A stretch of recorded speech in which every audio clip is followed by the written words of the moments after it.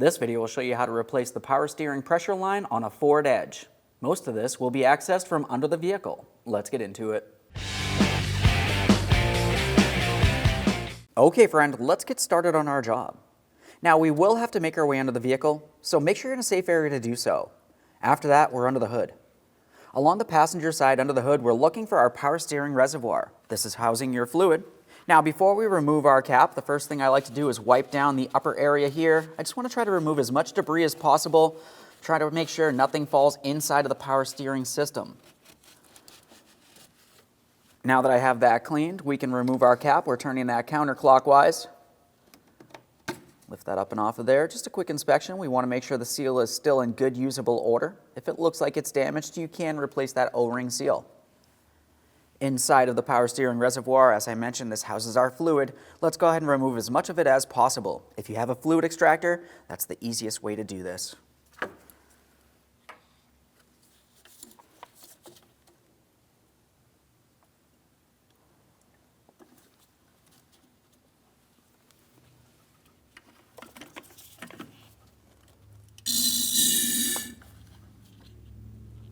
Once you've removed as much fluid as possible, just take the cap, rest it on top. We do not need to fully seat it because we still have to fill the fluid once our service is complete. We just want to prevent anything from making its way inside the system.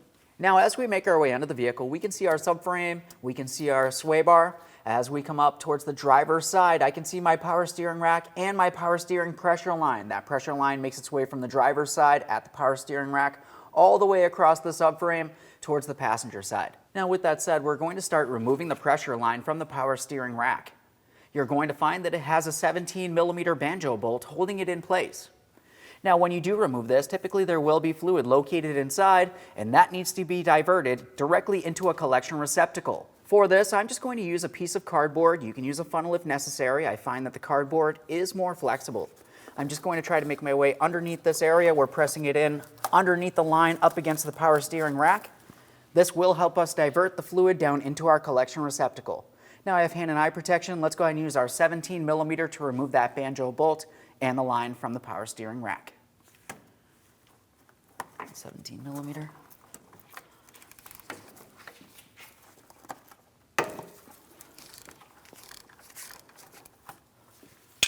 I can see the fluid making its way out. We can let this fully drain into our collection receptacle and then we'll continue on.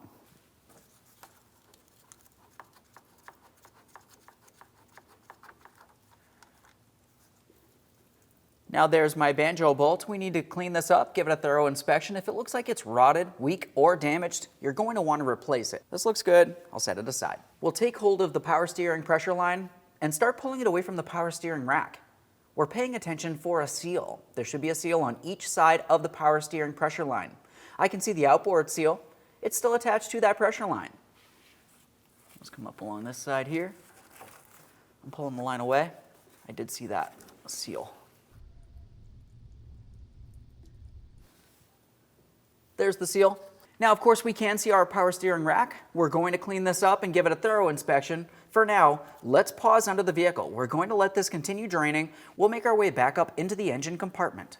Now, from up inside the engine compartment, we're going to make our way deep down behind the back side of the engine on the passenger side. Down in here is where I can feel my power steering pump and my power steering pressure line. It can be fairly difficult to see. You could either use a small camera or use a mirror if necessary.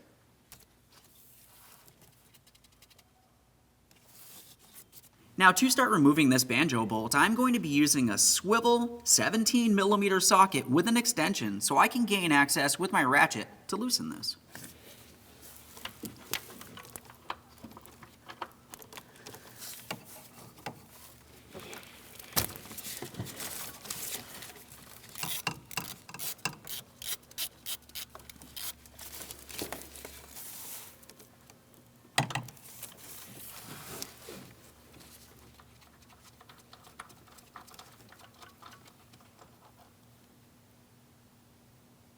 There's our banjo bolt.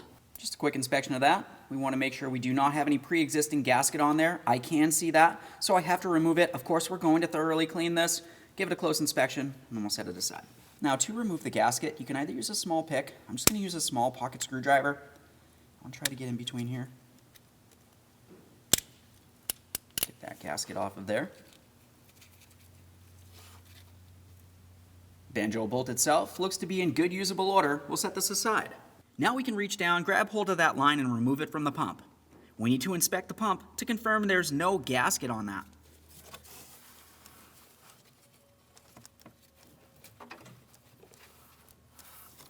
All right, so there's that. Let's just give this a quick wipe with a clean rag. No detergents here. I don't want anything making its way inside of my power steering system.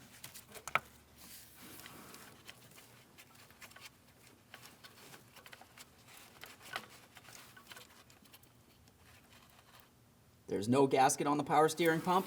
This is exactly what we're looking for. Now at this point, we can pause in the engine compartment. We're making our way back under the vehicle again. We're going to continue on with 2 brackets, and then we should be able to fully remove this line. So now under the vehicle, we're back at our power steering pressure line coming across where our subframe and sway bar is.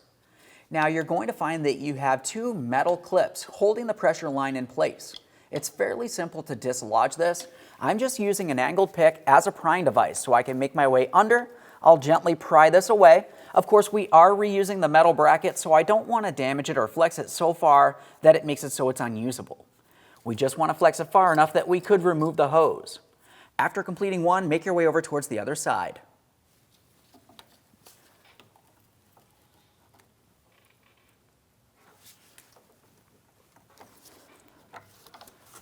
Starting to get some movement here. Need to go a little further.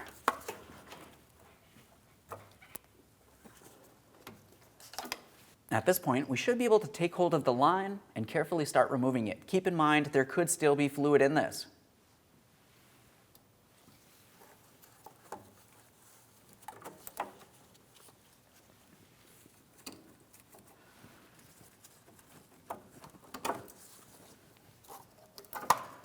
Let's drain this down into our collection receptacle. And now we can fully remove that line.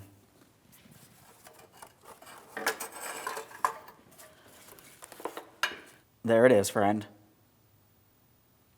Now, prior to installation of any brand new part, we always want to make sure we clean and inspect our mounting areas. During the removal process, you remember we cleaned and inspected our power steering rack, confirming there's no seal or miscellaneous debris. We also made our way up to that power steering pump. When we removed the line there, once again, no seal and no debris. We cleaned it. Down underneath the vehicle, we have the area with our 2 brackets for that line to fit into. Let's just make sure everything's in good usable order here.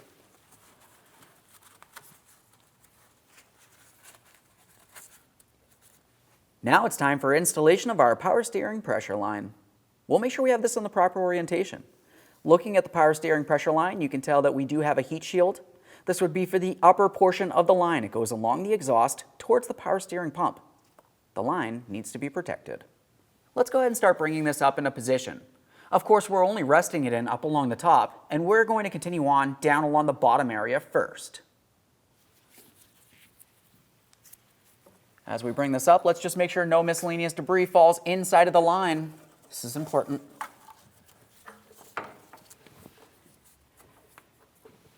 Now we'll make sure the line is seated inside of the brackets. We also want to make sure that this curved metallic area goes underneath where our drive shaft is.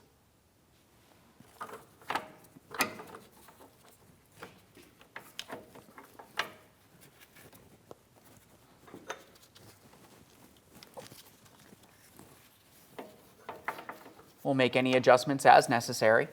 Now, before we go ahead and clamp this down, which we will need to do, let's go towards the power steering rack. Where the line connects to the rack, you remember that we had a banjo bolt. With your kit, it came with 4 brand new gaskets.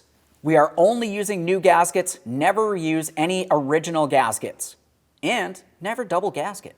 Now, with all that said, I took one of my brand new gaskets and I slid it directly onto my banjo bolt. It's up against the flange. Now we're going to take this banjo bolt, we're sliding it through the power steering pressure line. On the opposite side of the line, we need to make sure we install our other brand new gasket for down along the bottom here. We can continue on to starting in the banjo bolt by hand, so we're sure we are not cross-threading it into the wrong positioning.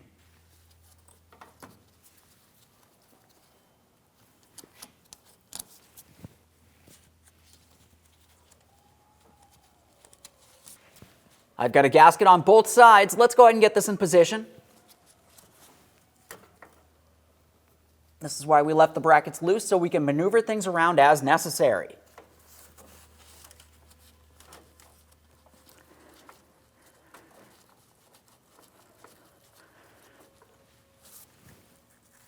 Now I can tell that I do have the bolt started in here. Let's go ahead and lightly bottom it out. When we do tighten this, we need to make sure that we lightly squeeze each one of the two gaskets. By compressing these, it's going to make sure that we have no power steering fluid leak in this area.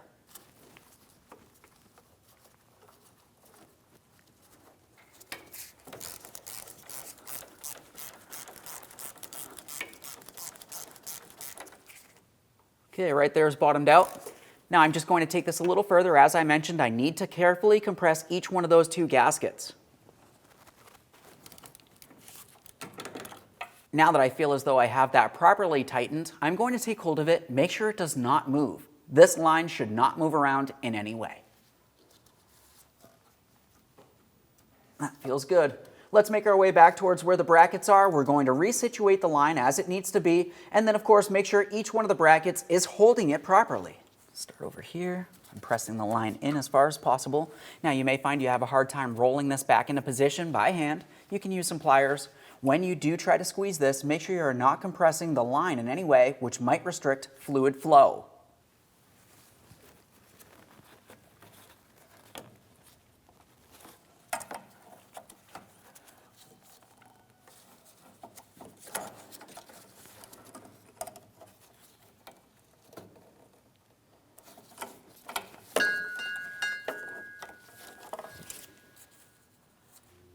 Let's make our way towards our other line bracket.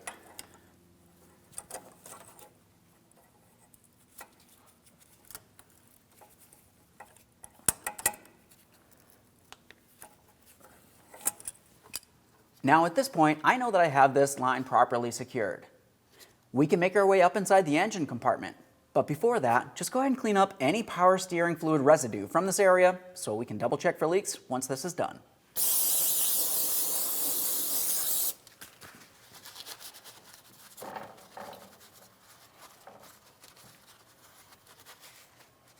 Up in the engine compartment, the first thing we need to do is thoroughly inspect our banjo bolt. We already made sure it's not rotted, and there's no gasket. I'm taking one of my brand new gaskets and I'm sliding it onto the banjo bolt all the way down to the flanged end. Now at this point, we're going to have to get this banjo bolt down and through our power steering pressure line. On the opposite side, we have our second gasket, which will be on the opposite side of that line. After that, we can take this and we're starting it into that power steering pump by hand. We do not want to cross thread it in the wrong positioning. Now let's get that second gasket in place. Now I have a gasket on both sides of my line. I'm attempting to hold it in the proper positioning. Let's get this on top of the power steering pump. Now I've got my gasket on there. Let's start bringing this down towards our power steering pump.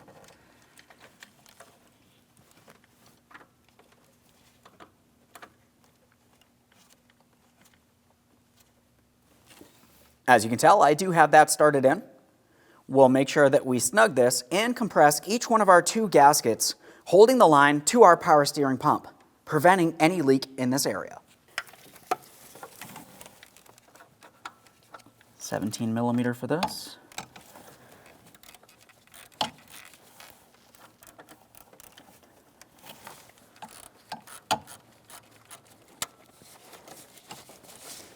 Now I do have this bottomed out. Let's take it a little further just to gently compress each one of those gaskets as I mentioned.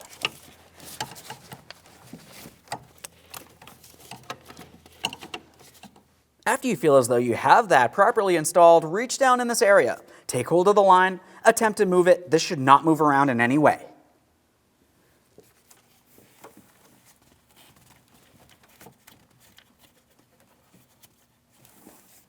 Of course, you do want to make sure you clean any mess from this area so we can double check for leaks in the end.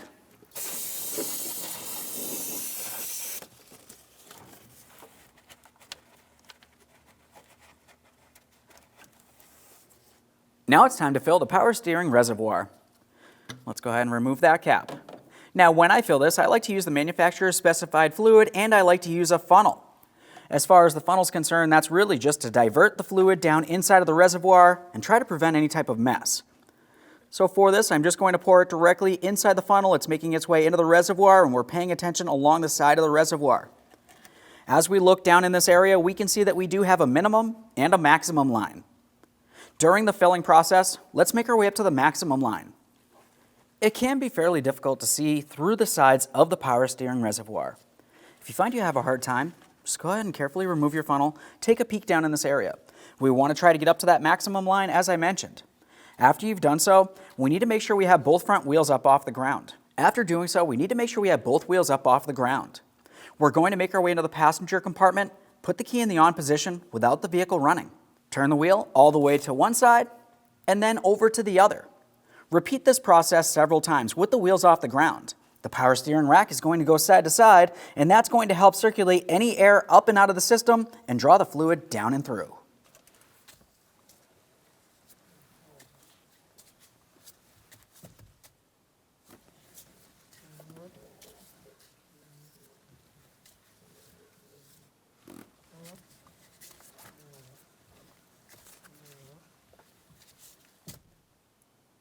Now, as I was doing this, we could see that there was air bubbles making its way up inside of the power steering reservoir. As air was going up, fluid level was going down. We're going to top it off with the manufacturer's specified fluid. Once again, just using a funnel for this. Okay, so we have that fluid level up to the maximum line now. We've already bled the system. Let's make sure we reinstall the cap, clean any mess in this area. After that, you can go ahead and start the vehicle. You're going to want to run it. You may hear a slight whining noise coming from the power steering pump. If that's the case, there's still air in the system and you would want to continue on with the bleed sequence. Assuming there's no noise and the fluid level is full with no leaks, just go ahead and close the hood and take your vehicle for a road test. Thanks for watching. When only the best will do, demand TRQ. The only company that lets you view before you do. TRQ is committed to offering the highest quality aftermarket auto parts that are engineered for peace of mind. Thanks for using and viewing with TRQ.